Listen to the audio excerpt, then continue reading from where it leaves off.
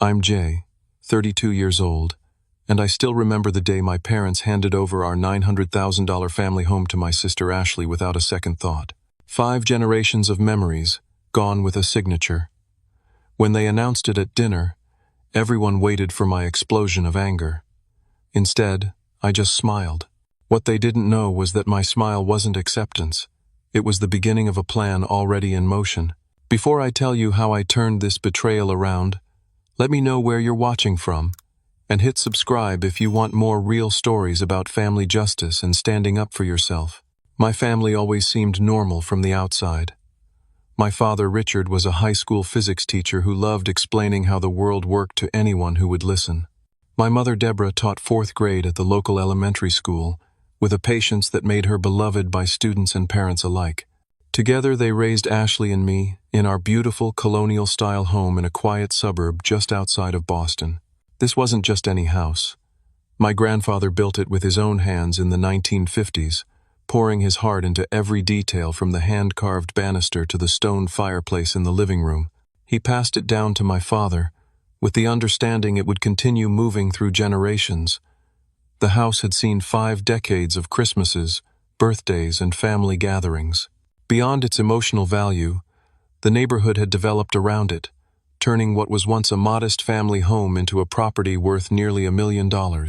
From my earliest memories, the difference in how my parents treated Ashley and me was subtle but unmistakable. When I needed new shoes for basketball, I got the discount brand. When Ashley wanted riding lessons, they found the money. When I earned a B+ on a difficult test, they nodded with approval. When Ashley managed a C-, they celebrated with ice cream. The pattern was consistent and clear. "Your sister needs more encouragement," Mom would explain when I questioned the disparity. "She's more sensitive than you are." Dad would reinforce this with his own justification. "You've always been strong, Jay. Ashley needs more support to find her way." By 16, I was working at the local hardware store after school, and on weekends, saving for college and buying my own clothes. Meanwhile, Ashley received a car for her 16th birthday. Not new, but certainly not the nothing I had received. I didn't complain much. I was learning valuable lessons about work ethic and independence that would serve me well later. After high school, I earned a partial scholarship to a well-regarded business school. It covered about half my tuition, and I worked 2 jobs to make up the difference, graduating with minimal debt and a degree in finance with a focus on real estate markets. My first job wasn't glamorous, assistant to a property manager for a small real estate firm, but it was a foot in the door. I watched, listened, and learned everything I could. I stayed late to review contracts, volunteered for difficult clients, and slowly built a reputation for reliability and sharp insight. Within 5 years, I had moved to a larger firm, negotiating commercial leases and property acquisitions. By 30, I had a comfortable savings account, a growing investment portfolio, and the respect of my peers in the industry. Ashley took a different path. She started college as a psychology major, then switched to communications, then business, then art history. Each change required new textbooks, and often meant lost credits. My parents covered her tuition without complaint, semester after semester. After 6 years, she graduated with a general studies degree and moved back home. Her first job was as a receptionist at a doctor's office, which she quit after 3 months because the doctor was creepy. Next came a position at a clothing boutique, which ended when the store closed. A stint as an administrative assistant lasted slightly longer, about 6 months, before she decided the work was beneath her talents. Between jobs, she relied on our parents for rent, car payments, and daily expenses. They never refused, dipping into their retirement savings when necessary. "Just until she finds her footing," they would say. At 27, Ashley met Marcus at a friend's party. He worked sporadically as a freelance graphic designer but spent more time talking about his potential projects than actually completing them. Within a year, they were married in an elaborate ceremony that, yes, our parents paid for. Marcus moved into our family home with Ashley, paying nominal rent that I later learned often went unpaid. Their first child arrived 11 months after the wedding, followed by a second 18 months later. With 2 small children, Ashley declared that being a full-time mother was her new career, and Marcus continued his pattern of almost employment. My parents, now in their early 60s, delayed retirement to help support the growing family under their roof. Through all of this, I maintained a cordial relationship with everyone. I visited for holidays, brought gifts for the kids, and kept my observations to myself. I had long ago accepted that this was simply how our family functioned, and I had built my life accordingly. I took pride in my self-sufficiency and focused on my growing success in the real estate world. If I occasionally felt a sting when hearing about another bill my parents had covered for Ashley, I kept it to myself. What none of them realized was how carefully I was watching, learning, and planning for a future they couldn't imagine. The first sign that something significant was changing came on a crisp Sunday in October. I received a text from my father asking if I could come to the house for a family discussion that evening. The formal phrasing was unusual. Normally, invitations were casual calls from Mom about Sunday dinner. This had a different tone entirely. I arrived to find my mother setting out coffee and pie in the dining room rather than the kitchen where we usually gathered. Ashley and Marcus were already seated, Ashley practically vibrating with barely contained excitement. Marcus had a smug smile that immediately put me on edge. My parents, by contrast, looked tense. Dad kept adjusting his glasses, a nervous habit from his teaching days, while Mom fussed with the arrangement of dessert plates that were already perfectly aligned. Now that everyone's here, my father began after I took my seat. Your mother and I want to discuss something important with both of you. He cleared his throat and continued, We've been thinking about the future, about what happens to this house, and how we can best provide for the next generation. My mother jumped in, her words coming quickly. We're not getting any younger, and we want to make sure everything's properly arranged while we're still, well, while we can still make these decisions ourselves. Something in the way she avoided looking directly at me sent a warning signal through my body. Ashley reached for Marcus's hand, squeezing it tightly. We've decided that the most sensible approach is to transfer ownership of the house before it becomes complicated by estate issues, my father said. What Dad means, Ashley interjected, unable to contain herself any longer, is that they're signing the house over to us. Isn't that wonderful? The room seemed to tilt slightly as I processed her words. I looked to my parents for clarification, hoping I had misunderstood. We think it makes the most sense, my mother said softly, still not meeting my eyes. Ashley and the children are living here already. It simplifies everything. And what about Jay? Marcus asked with false concern that barely masked his triumph. Surely he gets something equivalent. My father shifted uncomfortably. Jay is very successful in his own right. He has a lovely apartment and his career. Ashley has the children to consider. I sat silently, feeling a cold weight settle in my chest. This wasn't just about a house. It was about generations of family history, about belonging, about worth. And apparently, I had been judged and found irrelevant. After the initial announcement, I excused myself to get some air, stepping onto the back porch where I'd spent countless summer evenings as a child. My father followed a few minutes later, his expression troubled. I know this might seem unfair at first glance, he began. At first glance? I couldn't keep the edge from my voice. He sighed heavily. Your mother and I have always worried about Ashley. She's never had your drive, your independence. The children need stability, and she and Marcus, well, they need help that you don't. So I'm being penalized for being responsible, I said quietly. Not penalized, he protested. We're just allocating resources where they're most needed. You've made us so proud with how well you've done for yourself. You don't need our help. And the family history in this house? Grandpa built it for all of us, for the whole family line. He looked away. Ashley will keep it in the family. Her children will grow up here. I wanted to argue, to remind him of all the summers I'd helped him repair the roof, paint the shutters, maintain the very house he was now giving away. I wanted to point out that rewarding Ashley's dependency would only ensure it continued. Most of all, I wanted him to acknowledge the unfairness of it all. Instead, I nodded slowly. I understand. And I did understand, more clearly than ever before. I understood that in their eyes my success had made me dispensable. I understood that no matter what I achieved, Ashley would always be the priority. I understood that fairness and recognition weren't values my parents truly held.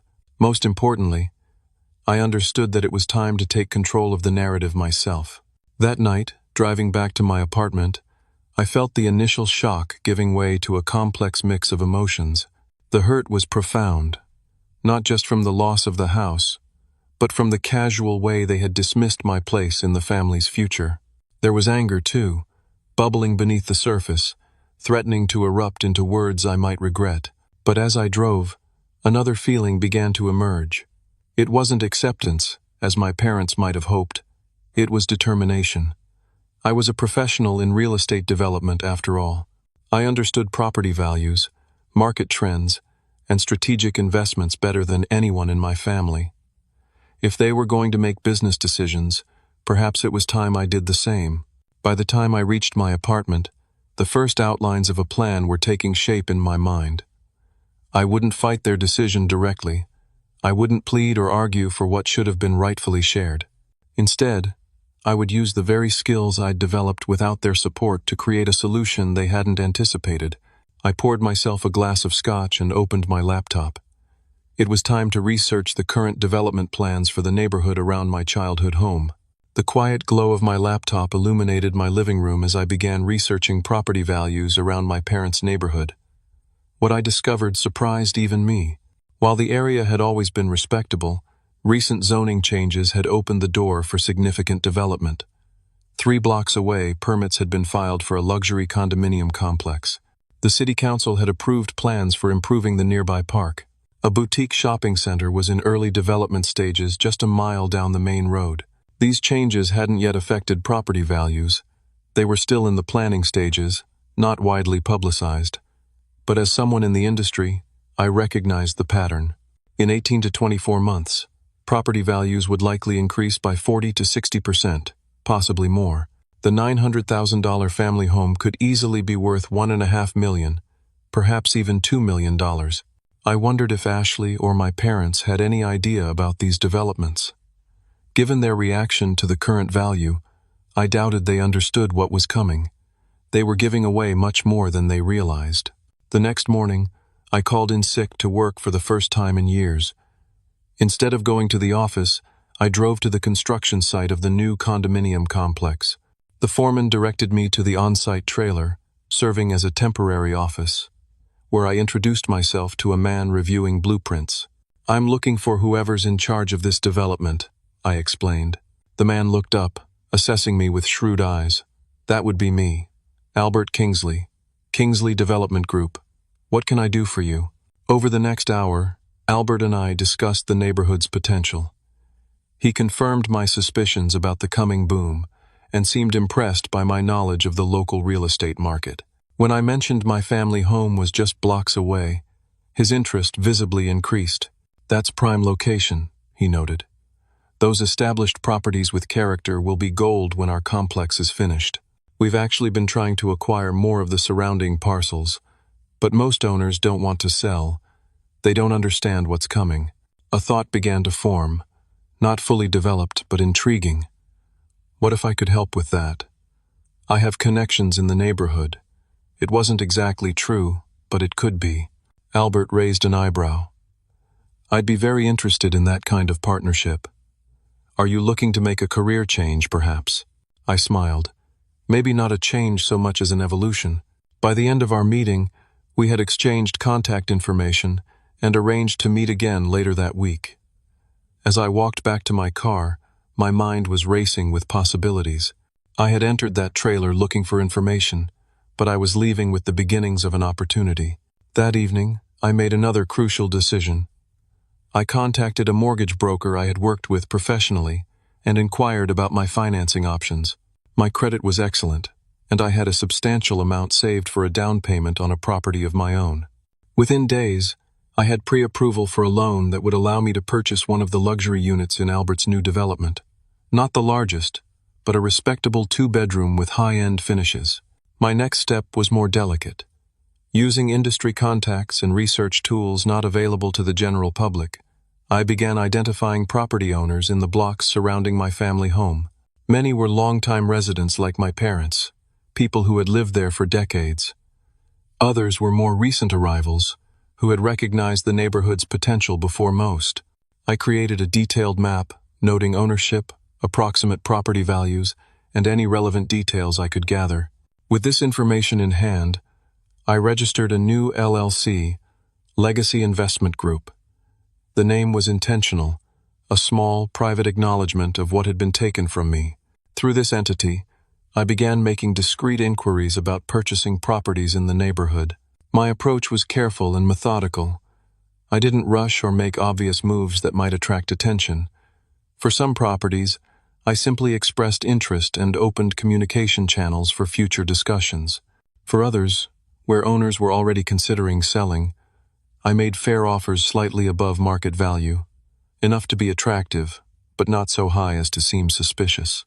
Within a month, I had secured purchase agreements on 2 adjacent properties and had promising discussions with 3 other owners. None of these transactions would be finalized for months, but the groundwork was being laid. Simultaneously, I proceeded with the purchase of my condominium unit in Albert's development. As one of the early buyers, I was able to select a prime location with an excellent view. More importantly, my early commitment gave me leverage in my growing relationship with Albert and his development company. During our follow-up meetings, I shared my vision for a more comprehensive approach to neighborhood development, not just the condominium complex, but a cohesive community with controlled access, shared amenities, and integrated security. Albert was intrigued, particularly when I explained how this approach could significantly increase property values and attract a more affluent demographic. "You're talking about essentially creating a gated community within an established neighborhood," he observed during one of our discussions. "That's ambitious. Some residents might resist." "Some might," I agreed. "But others will recognize the value it adds to their properties. And once the process begins, those who resist will find themselves increasingly isolated." Albert studied me with newfound respect. "You know, when you first walked into my office, I thought you were just another local resident worried about construction noise. I underestimated you." I smiled. "Most people do." As my plan took shape, I was careful to maintain my normal routine. I continued performing excellently at my day job, joined family dinners when invited, and never mentioned my new investment activities to anyone. When my parents or Ashley brought up the house transfer, I responded with calm acceptance, sometimes even offering advice on property maintenance or tax implications. If they noticed anything different about me, they attributed it to my coming to terms with their decision. In reality, each conversation was an opportunity to gather more information about their plans and timeline, which I could then incorporate into my own strategy. By the end of the 3rd month, Legacy Investment Group had secured commitments on 5 strategic properties surrounding my family home, and I had finalized the purchase of my condominium unit. I had also hired a small but efficient staff for Legacy, a property manager with experience in high-end developments, a security consultant who had previously worked with gated communities, and a marketing specialist focusing on luxury real estate. None of them knew my personal connection to the neighborhood we were targeting. To them, I was simply an investor who had identified an emerging opportunity in a transitioning area. And in many ways, that was exactly what I had become. The day of the official property transfer arrived 6 months after the initial announcement. My parents had selected a prestigious law firm downtown, wanting to ensure everything was handled properly. I arrived early, dressed in a tailored suit that projected professional confidence rather than the emotional turmoil I still felt beneath the surface. The reception area of Peterson, Blackwell, and Associates exuded old-money Boston elegance, with leather chairs, mahogany paneling, and discreet lighting. I exchanged pleasantries with the receptionist and took a seat, reviewing emails on my phone while I waited for the others. Legacy Investment Group had just closed on our 6th property acquisition, and the security infrastructure planning was proceeding on schedule. Everything was aligning perfectly. Ashley and Marcus arrived next, both dressed more formally than I had seen them in years. Ashley wore a floral dress that strained slightly at the seams, while Marcus had managed to find a tie to accompany his one decent blazer. They seemed surprised to see me already there. "Jay, you came early," Ashley remarked, a hint of suspicion in her voice. Perhaps she had expected me to back out or make a last-minute scene. "Of course," I replied calmly. "This is an important day for the family." Marcus eyed me warily. "We thought you might still be upset about the arrangement." I offered a smile that revealed nothing. "It's not about what I want. It's about what's best for everyone." My parents arrived last, looking uncomfortable in their formal attire. My father kept tugging at his collar, while my mother clutched her purse with white knuckles. They greeted me with uncertain smiles, clearly relieved that I was behaving civilly, but still anticipating a potential outburst. The attorney, Bradley Peterson himself, ushered us into a conference room where documents were already arranged at each place. He explained the process with practiced efficiency, highlighting the key points of the property transfer. The house, valued at $900,000 according to a recent appraisal, would become the sole property of Ashley and Marcus. My parents would retain limited residency rights, allowing them to live in the house until they chose to move or were unable to live independently. As Peterson discussed the tax implications and future considerations, I noticed my parents repeatedly glancing in my direction, gauging my reaction. Ashley and Marcus, meanwhile, could barely contain their excitement, squeezing each other's hands and nodding enthusiastically at every point the lawyer made. When it came time for signatures, I watched in silence as pens moved across papers, transferring generations of family history with a few strokes of ink. When everyone had signed and the documents were being processed for filing, an expectant hush fell over the room. All eyes turned to me, waiting for the reaction they still believed was coming. Instead, I reached into my briefcase and withdrew a bottle of Dom Perignon champagne. "I think this calls for a celebration," I said, placing the bottle in the center of the table. "Congratulations, Ashley and Marcus. May your new home bring you as much joy as it has brought our family through the years." The tension in the room dissolved into confused relief. My father's shoulders relaxed visibly, and my mother's eyes welled with tears. Ashley looked momentarily disappointed, as if she had been looking forward to playing the victim if I had protested, but quickly recovered and accepted the expensive bottle with a gracious smile. "That's so thoughtful of you, Jay," she said. "I know this can't be easy. Life gives everyone what they truly deserve. Eventually," I replied, maintaining my smile. "I'm just glad to see everything working out as it should." After the meeting concluded, my mother pulled me aside in the hallway outside the conference room. Her eyes searched my face anxiously. "Are you really okay with all this, Jay?" she asked. "We worried so much about how you would take it." I took her hands in mine, noting how much older they seemed than just a year ago. "Mom, I understand why you and Dad made this decision. You've always worried more about Ashley, and that's not going to change now. I've built my own life, my own success. I don't need the house." "We've always been so proud of how independent you are," she said, squeezing my hands. "Ashley just needs more support than you ever did. The children need stability." I nodded. "I know, and I'm truly at peace with your decision. Everything will work out exactly as it should." She embraced me tightly, murmuring thanks for my understanding. Over her shoulder, I caught my father watching us, relief evident in his expression. He truly believed the potential crisis had been averted, that their golden child had received her inheritance without consequence, and that I had graciously stepped aside as I always had. Later that evening, I returned to my apartment and poured myself a glass of scotch. I opened my laptop and checked my emails. There was a message from Albert confirming that our application for expanded security measures in the neighborhood had been approved by the city council.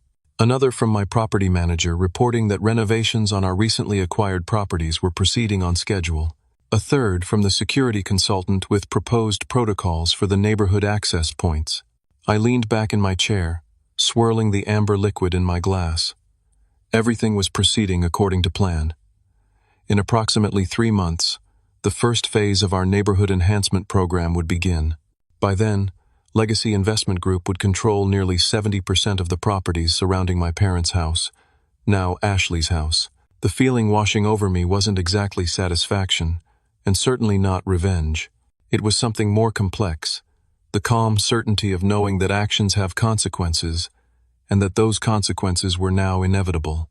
I had not created this situation.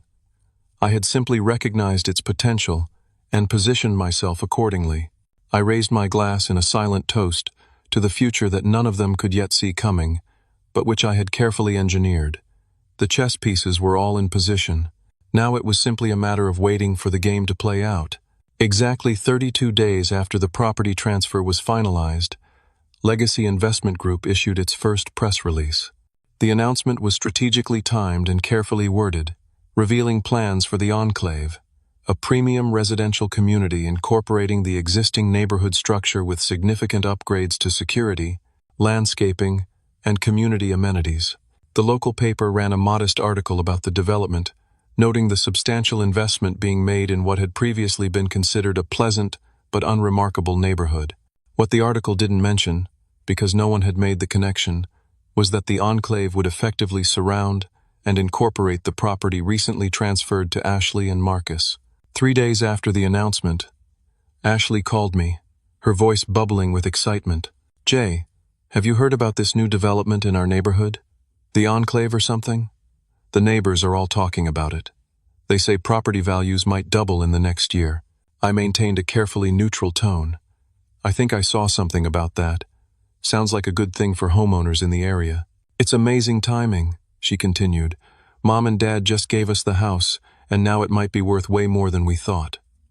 Marcus says we should thank our lucky stars." "Lucky indeed," I agreed. "Timing is everything in real estate." What Ashley didn't know was that the first visible changes were already scheduled to begin the following week. The initial phase would appear harmless enough: landscape improvements to several properties nearby, the installation of decorative lampposts along the main streets, and subtle signage, indicating the boundaries of the Enclave community. The second phase, however, would be more noticeable. Security features would be implemented gradually: decorative fencing between properties that served a functional purpose, cameras disguised as architectural elements, and the first checkpoint at the eastern entrance to the neighborhood, the entrance furthest from Ashley's house, so as not to immediately raise concerns. As predicted, the first month of changes generated mostly positive reactions from residents. The improved landscaping and lighting enhanced the neighborhood's appearance, and property values began to tick upward almost immediately. A few residents expressed curiosity about the long-term plans, but most were pleased with the improvements to their community. During this period, I maintained my routine of occasional family visits. At Sunday dinner 6 weeks after the changes began, Ashley couldn't stop talking about the neighborhood improvements. "The new landscaping is gorgeous," she gushed. "And did you see they're putting in that cute little park area at the corner? The kids are going to love that." My father nodded approvingly. "The property values are already going up. The Hendersons down the street were told their home is worth 15% more than last year's assessment. It's certainly changing the character of the neighborhood," my mother added. "Though I'm not sure about all those new signs they're putting up. Seems a bit controlling." I kept my comments minimal and neutral, letting them talk through their observations without revealing my involvement. It was interesting to note that my mother had picked up on the subtle shift toward increased regulation of the community spaces, a harbinger of changes to come. The second phase began in the 7th week, with the installation of the first security checkpoint. Residents received official-looking notices explaining the new enhanced access protocol and providing instructions for registering their vehicles and obtaining entry passes for guests. The notice emphasized the security benefits and potential for increased property values, presenting the changes as exclusively positive. The first ripples of concern appeared shortly thereafter. At the next family dinner, Marcus brought up the checkpoint. "It's a bit much, don't you think? We had to register our cars and give them our work schedules, and now guests have to be pre-approved? It feels like we're living in some kind of compound." "I think it's great," Ashley countered. "The realtor from down the street says these security features could add another 10% to our home value. Besides, it makes me feel safer with the kids." My father seemed conflicted. "I understand the security benefits, but it did feel strange when I had to show ID to that guard yesterday. I've lived in this neighborhood for 30 years. Did you register as residents?" I asked innocently. The notice probably explained the process. "We did," my mother said. "But apparently as non-owners, we have different access privileges than Ashley and Marcus. The guard had to call for verification the first time we visited on our own." I nodded sympathetically while hiding my satisfaction. The system was working exactly as designed. The next phase would introduce more comprehensive restrictions, further differentiating between property owners and visitors. By the third month, the enclave had implemented its full security protocol. All 5 entrance points to the neighborhood now had checkpoints. Residents had been issued electronic passes for their vehicles. Visitor parking was restricted to designated areas, most of which were at the periphery of the community. Pedestrian access was controlled through gates requiring resident key cards. The changes were significant enough that they began to affect daily life in ways that couldn't be ignored. Ashley called me on a Tuesday evening, her voice tight with frustration. The kids' playdate had to be canceled because Melissa's mother couldn't get through the security gate. Apparently, our guest allowance was already used up this week when Mom and Dad visited. "This is getting ridiculous." "That does sound frustrating," I commiserated. "Have you tried contacting the management company?" "Of course I have. They just keep referring to the community guidelines that everyone supposedly agreed to, but we never agreed to anything. This all just started happening around us." I made appropriate sympathetic noises while Ashley continued venting about the new restrictions, the parking limitations that made it difficult for Marcus's band members to visit for rehearsals, the landscaping requirements that prevented them from installing the trampoline the kids wanted, the noise regulations that had resulted in a warning when they had a backyard barbecue. What she couldn't know, was that each of these restrictions had been carefully calibrated to create maximum inconvenience while remaining legally defensible as reasonable community standards. The property owners who had sold to Legacy Investment Group had signed agreements allowing for these changes. Those who hadn't sold outright, like Ashley and Marcus, were now effectively surrounded by properties that had. The situation reached its first critical point on a Sunday afternoon when my parents arrived for their weekly dinner with Ashley's family. They pulled up to the main security checkpoint as usual, but this time, something was different. "I'm sorry, but your visitor privileges for this address have been temporarily suspended," the security guard informed them. "That's absurd," my father protested. "We're her parents. We have standing permission." The guard consulted his tablet. "According to our records, this residence has exceeded its visitor allocation for the month. You'll need the homeowners to file an exception request with the management office, which can be processed within 3 business days." "We've been coming here every Sunday for years," my mother exclaimed. "We lived in that house until a few months ago." "I understand your frustration, ma'am, but I have to follow the established protocols. Perhaps you could call the residents and ask them to come authorize your entry in person." My parents called Ashley, who arrived at the gate flustered and angry. After a heated exchange with the guard that accomplished nothing, she was forced to meet with her parents at a coffee shop outside the neighborhood instead. Less than an hour later, my phone rang. Ashley's name flashed on the screen. I took a deep breath and answered with casual concern in my voice. "Hey, Ash, everything okay?" Her voice was tight with panic and fury.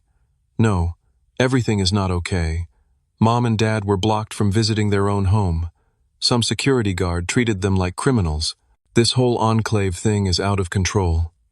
You work in real estate. Can you help us figure out what's going on?" The moment I had been planning for had finally arrived. "That sounds terrible," I said, injecting genuine concern into my voice. "I have some contacts who might be able to help. Let me make some calls and see what I can find out about who's really behind all these changes." "Please do," she urged. "This is getting scary. It's like someone is trying to take over the entire neighborhood." I promised to look into it right away and arranged to meet her and the rest of the family the following evening to discuss what I discovered. As I ended the call, I allowed myself a small smile of satisfaction. The chess pieces had advanced exactly as planned, and it was nearly time for the final move. The next day, I arranged for Ashley, Marcus, and my parents to meet me at the Legacy Investment Group headquarters. I had selected the downtown office location specifically for its impressive views and unmistakable atmosphere of success and power. The 43rd floor suite featured floor-to-ceiling windows, custom walnut furnishings, and subtle lighting that highlighted the company logo prominently displayed behind the reception desk. I arrived early to brief my executive assistant, Sarah, about the incoming visitors. Their family friends seeking consultation about the enclave development, I explained, maintaining the pretense we had established with the staff. Please show them to the main conference room when they arrive, and make sure refreshments are available. Sarah nodded efficiently. Of course, Mr. Matthews. And the presentation materials you requested have been prepared. They're ready in the conference room. I thanked her and retreated to my office to review the documents one final time. Everything was in order. Property maps showing Legacy's holdings, legal agreements establishing the neighborhood regulations, financial projections, and the security protocols that had so disrupted my family's routine. I had also prepared a special proposal that would be revealed at precisely the right moment. At precisely 6 o'clock, Sarah buzzed to inform me that my guests had arrived. I instructed her to let them wait 5 minutes, a small but deliberate power move, before escorting them to the conference room. Through my office door, I could hear their surprised murmurs as they were led through the impressive space, clearly not expecting such a prestigious setting. When I entered the conference room, the confusion on their faces deepened. My mother was the first to speak. "Jay, what is this place? I thought we were meeting with your real estate contacts." I smiled as I took my position at the head of the conference table. "You are. Welcome to the headquarters of Legacy Investment Group. Please, take a seat. We have a lot to discuss." They exchanged bewildered glances as they settled into the leather chairs. Ashley looked around at the sleek, expensive surroundings, her expression cycling between confusion and dawning suspicion. "I don't understand," my father said. "What does this company have to do with our neighborhood problems?" Instead of answering directly, I pressed a button on the table console. The lights dimmed slightly, and a large screen descended from the ceiling. A detailed map of their neighborhood appeared, with color-coded properties highlighting different ownership categories. "Let me explain exactly what's happening in your neighborhood," I began, my voice taking on the professional tone I used for client presentations. Over the past 10 months, Legacy Investment Group has strategically acquired 73% of the properties surrounding your home. These acquisitions were made through various means: direct purchases, option agreements, and joint ventures with the original homeowners. Marcus leaned forward, his face darkening. "Are you saying this company is behind all the changes? The checkpoints, the restrictions, everything?" "That's correct," I confirmed.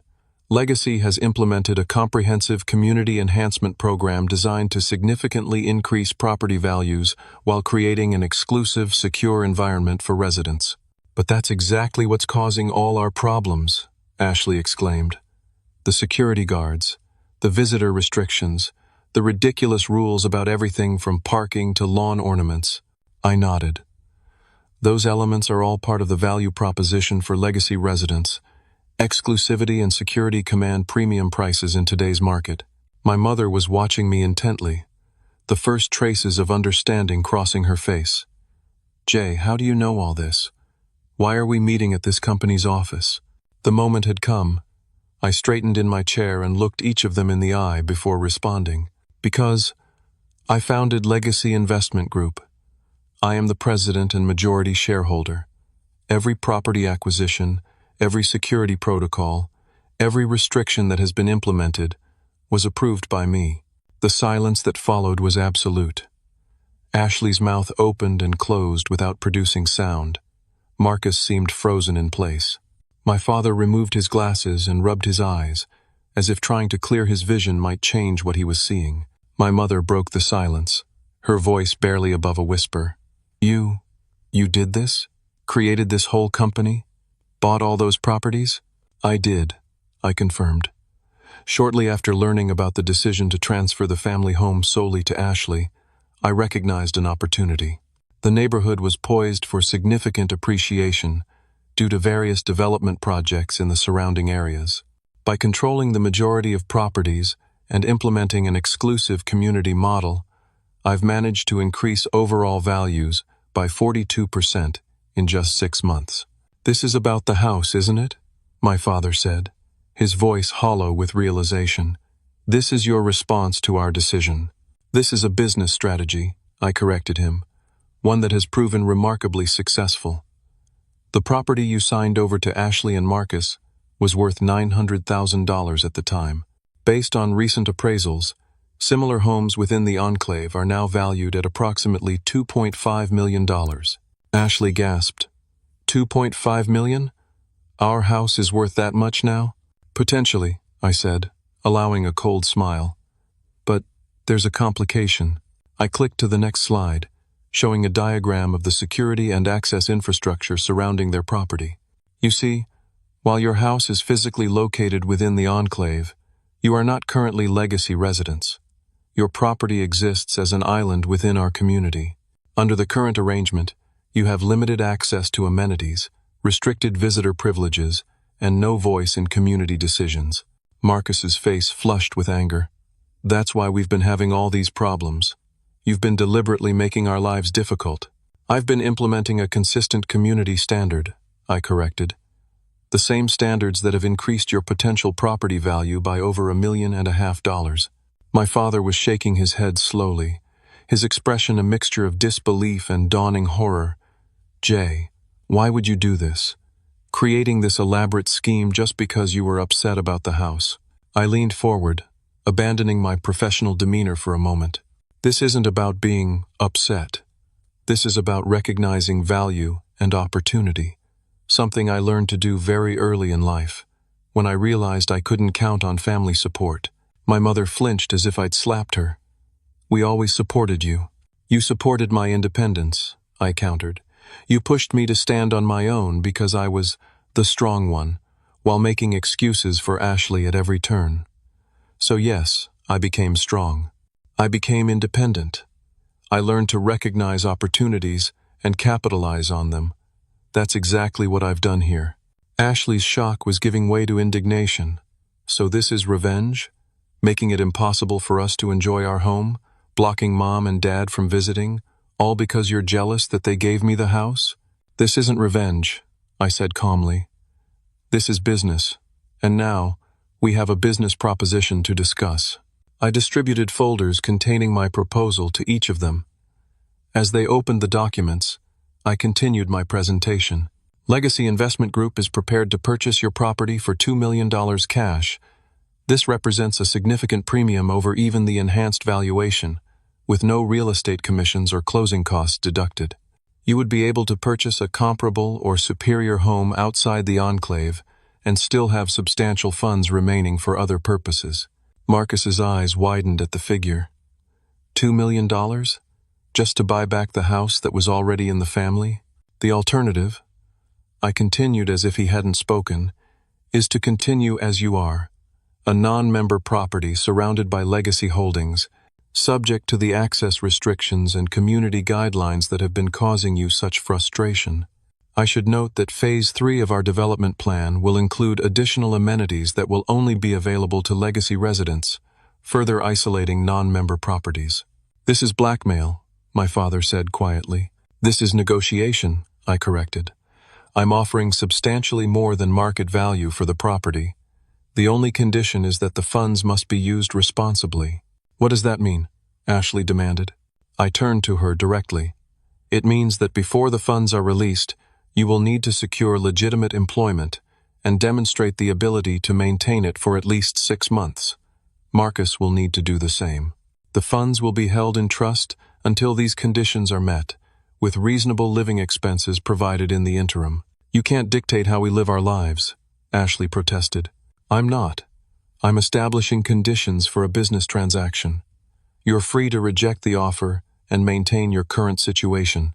Marcus was already flipping to the financial pages, his eyes calculating. My parents sat in stunned silence, the full impact of what I had orchestrated finally becoming clear to them. Why are you doing this to us? My mother finally asked, tears welling in her eyes. We're family. I closed my presentation folder and looked at her steadily. Yes, we are family, and family should help each member become their best self, not enable dependency. Family should recognize effort and sacrifice, not just reward neediness. Family should be fair. We always did what we thought was best, my father insisted weakly. I know, I said, my voice softening slightly. And now I'm doing what I believe is best. Ashley and Marcus need to learn self-sufficiency. The children need to see parents who work and contribute. And you and I need to establish a new understanding of what family truly means. The room fell silent as they absorbed my words and the reality of the situation I had created. The power dynamic that had defined our family for decades had been completely reversed. Now they were the ones facing hard choices with limited options, while I controlled the circumstances. After a long moment, Ashley spoke, her voice uncharacteristically subdued. What about Mom and Dad? Where are they supposed to go if we sell you the house? I had anticipated this question. I have a separate proposal for them. I withdrew another folder and slid it across the table to my parents. Legacy owns a luxury apartment in the new development 3 blocks away. 2 bedrooms, full amenities, maintenance included. It would be transferred to you outright. No mortgage, no property taxes. Your retirement savings would remain untouched. My father opened the folder with trembling hands, examining the photos and details of the apartment. And what do you want from us in return? Recognition, I said simply. Acknowledgement that the way you distributed family resources was fundamentally unfair, and a commitment to treating both your children equitably going forward. My mother's tears were flowing freely now. We never meant to hurt you, Jay. We just always saw you as so capable, so independent. We thought you didn't need us the way Ashley did. Everyone needs to be valued, I replied quietly. Everyone needs to know their contributions matter. The weight of my words settled over the room. For perhaps the first time, they were seeing me clearly, not as the self-sufficient son who needed nothing, but as someone who had been deeply wounded by their lifetime of unequal treatment, someone who had channeled that hurt into creating a position of power they couldn't ignore. We need time to think about this, my father finally said. I nodded and stood, signaling the end of the meeting. Of course. Take a week to consider the proposals. My contact information is in the folders. Whatever you decide, things will change. The only question is how, and on what terms. As they gathered their things to leave, still dazed by the revelations, I remained standing at the head of the table. Ashley paused at the door, turning back to look at me with a complex expression I couldn't quite decipher. Did you plan all of this from the moment they told us about the house? She asked. I considered her question carefully before answering. No. I planned it from the moment I realized that no matter what I achieved, it would never be enough to earn equal consideration in their eyes. The house was just the final confirmation. She nodded slowly, a glimmer of understanding passing between us before she followed the others out. As the door closed behind them, I sat back down, feeling neither triumph nor regret, only the quiet certainty that, for the first time in our family's history, my worth could no longer be dismissed or overlooked. The chess game had reached its culmination. Now it was their move. The week following our confrontation passed in complete silence. No calls, no texts, no impromptu visits. I continued my daily routine, dividing my time between my regular job and overseeing Legacy Investment Group's operations. Each evening, I returned to my apartment and waited, knowing they needed time to process everything and come to terms with their new reality. On the 8th day, my phone rang. It was my father, his voice sounding older and more subdued than I had ever heard it. We'd like to talk, he said simply. All of us, but not at your office. Somewhere, neutral. We arranged to meet at a private room in a quiet restaurant downtown. When I arrived, they were already seated. My parents together on one side of the table, Ashley and Marcus opposite them, leaving the head of the table conspicuously empty. It was a small but significant acknowledgement of the shifted power dynamics. My father spoke first after I took my seat. We've discussed your proposals, at length, and we've come to some decisions. He paused, seeming to struggle with his next words. My mother placed her hand over his, offering silent support. But before we get to that, he continued, there's something we need to say to you. Something long overdue. He took a deep breath. We're sorry, Jay. Truly sorry. We convinced ourselves that treating you and Ashley differently was about responding to different needs, but we've realized it was unfair at a fundamental level. My mother nodded, tears welling in her eyes. We took your strength for granted. Worse, We essentially penalized you for it. Every time you succeeded on your own, we used it as justification to direct more resources to Ashley. We never stopped to consider how that felt to you. Their words hung in the air between us. For decades, I had waited for this recognition, this acknowledgement. Now that it had come, forced by circumstances rather than freely given, I found my reaction complicated. There was validation, certainly, but also a lingering sadness that it had taken such extreme measures to reach this point. "Thank you for saying that," I finally responded. "It means more than you know." Ashley spoke next, her usual confidence notably diminished. "I've spent my whole life accepting help from Mom and Dad without questioning it. I told myself I deserved it, that I needed it more than you did. I never considered that I was taking something from you, or that I was being enabled rather than truly helped. The past week has been—" Marcus paused, seeming to search for the right words. "Illuminating. Painful, but illuminating. We've had to confront some hard truths about ourselves." My father straightened in his chair. "We've decided to accept your offers, but with some proposed modifications." I nodded, gesturing for him to continue. "For the house, we accept the $2 million purchase price," he said. "And we understand your concerns about Ashley and Marcus's financial responsibility. But rather than holding the entire amount in trust, we propose releasing half immediately to allow them to purchase a new home and establish themselves, with the remainder contingent on meeting employment goals." I considered this for a moment. "That seems reasonable, provided the employment requirement remains firm. Both of you must maintain steady jobs for at least 6 months." Ashley nodded soberly. "I've already applied for 3 positions that match my qualifications. Real positions, not just temporary work. And Marcus has scheduled interviews with 2 design firms." Marcus looked uncomfortable but determined. "I've been coasting for too long, using occasional freelance work as an excuse. It's time I developed a real career." "As for us," my mother continued, "we appreciate the offer of the apartment. It's more than generous, but we have a counter-proposal. Instead of giving it to us outright, we'd like it to be held jointly between you and us. A shared family asset, managed together." I raised an eyebrow, surprised by this suggestion. "May I ask why?" "Because we want to start rebuilding trust," my father explained. "Co-owning the apartment would give us a reason to communicate regularly, to make decisions together. We don't want to just accept another asset from another child. We want to create something new with you, something that represents a healthier relationship going forward." Their thoughtfulness caught me off guard. I had expected capitulation or continued resistance, not this genuine attempt to forge a new path.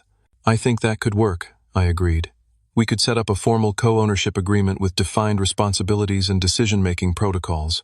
Relief washed over their faces at my acceptance. We spent the next hour discussing practical details, timelines for the house purchase, expectations for Ashley and Marcus's employment search, arrangements for the apartment co-ownership.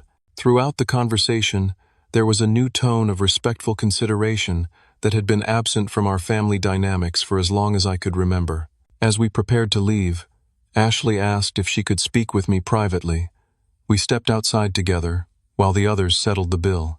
"I wanted to ask you something," she said, wrapping her coat tightly around herself in the evening chill. "Why did you smile that day, when they told us about giving me the house? You must have been hurting, but you just smiled." I considered her question carefully. I smiled because in that moment, I realized something important. I realized that all these years, I'd been seeking validation from people who weren't equipped to give it. I'd been measuring my worth by their recognition, when I should have been defining it for myself. "And that made you smile?" "It was liberating," I explained. "Once I accepted that they would never value my achievements the way I needed them to, I was free to take control of the narrative myself." The smile wasn't happiness. It was recognition of my own power to change the situation. Ashley was quiet for a moment, absorbing this. "You know, I've been angry with you this past week. Furious, actually. But I'm starting to understand that what you did wasn't really about punishing us. It was about finally being seen. It was about fairness," I corrected gently. about creating consequences for choices that had been consequence-free for too long, about establishing boundaries that had never existed in our family. She nodded slowly. I've never had to work for anything. Not really. Even when I tried, I always knew the safety net was there. I think I've been afraid to truly try and fail. It's never too late to start, I told her. That's the beauty of it. The past doesn't have to define the future. In the months that followed, our family underwent a profound transformation. True to their word, Ashley and Marcus both secured legitimate employment. Ashley discovered an aptitude for event planning and quickly advanced from assistant to coordinator at a corporate events company. Marcus found stability working for a graphic design firm, where his creativity was channeled into productive client work rather than endless unfinished projects. The house transaction proceeded smoothly, and they purchased a modest but comfortable home in a neighboring town, one that reflected their actual means rather than artificial prosperity. The remainder of the funds was invested conservatively to provide for their children's education and future needs. My parents and I established a formal co-ownership agreement for the apartment, meeting monthly to discuss maintenance issues and financial decisions. These meetings gradually expanded to include broader conversations, rebuilding our relationship on a foundation of mutual respect rather than assumed roles. The most significant change, however, was in how we recognized and celebrated achievements. When Ashley received her first promotion, the entire family gathered to acknowledge her legitimate success. When my parents made a smart decision about apartment renovations that increased its value, I made sure to express genuine appreciation for their insight. The family home, now owned by Legacy Investment Group, was renovated and repurposed as the headquarters for a new initiative, the Legacy Foundation, a nonprofit organization dedicated to providing business education and startup funding for young entrepreneurs from disadvantaged backgrounds. The symbolic transformation of the house from a source of division to a launching pad for others' success felt like the perfect resolution. 1 year after our confrontation at the Legacy offices, we gathered for a family dinner at my parents' apartment. As we shared a meal in their new home, I noticed something remarkable. The conversation flowed without the old undercurrents of favoritism and resentment. Ashley spoke confidently about her work challenges without seeking sympathy or rescue. My parents asked thoughtful questions about both our careers with equal interest. Marcus discussed his creative projects with newfound discipline and purpose. Later, as I helped my mother clear the dishes, she paused and touched my arm gently. I never thought I'd say this, she admitted quietly, but what you did, as shocking as it was at the time, may have been the best thing that could have happened to this family. You forced us all to confront patterns we'd been blind to for decades. I smiled, a genuine smile this time. Sometimes the hardest lessons are the most valuable. The thing is, she continued, we always thought we were protecting Ashley by giving her more support, but we were actually preventing her from developing her own strength. And we took your strength so for granted that we never considered how lonely it must have been to always be the one who didn't need anything. Everyone needs something, Mom. Sometimes it's just acknowledgement. She nodded, understanding in her eyes. I see that now. That evening, as I drove home to my own apartment, I reflected on the journey of the past 2 years. What had begun as a response to pain and injustice had evolved into something far more meaningful than mere revenge or rebalancing. It had become a catalyst for growth and healing, not just for me but for our entire family. I had learned that true independence isn't about not needing others, it's about choosing connection from a place of personal strength rather than dependency. I had discovered that sometimes those we love most need to experience consequences in order to grow. And perhaps most importantly, I had found that forgiveness becomes possible not when the past is erased, but when it leads to a better future. When my parents signed that house over to my sister, leaving me with nothing, I smiled because something in me knew that it wasn't the end of the story. It was simply the beginning of a new chapter, one that I would write myself. What would you do if faced with family injustice? Would you walk away, confront it directly, or find a creative solution like I did? Share your thoughts in the comments below. If this story resonated with you, please hit the like button and subscribe to hear more real-life stories about family dynamics, personal growth, and finding justice in unexpected ways. Remember, sometimes the most powerful response to unfairness isn't anger or acceptance. It's strategic action that creates positive change for everyone involved. Thank you for listening to my journey, and I wish you wisdom and strength in navigating your own family challenges.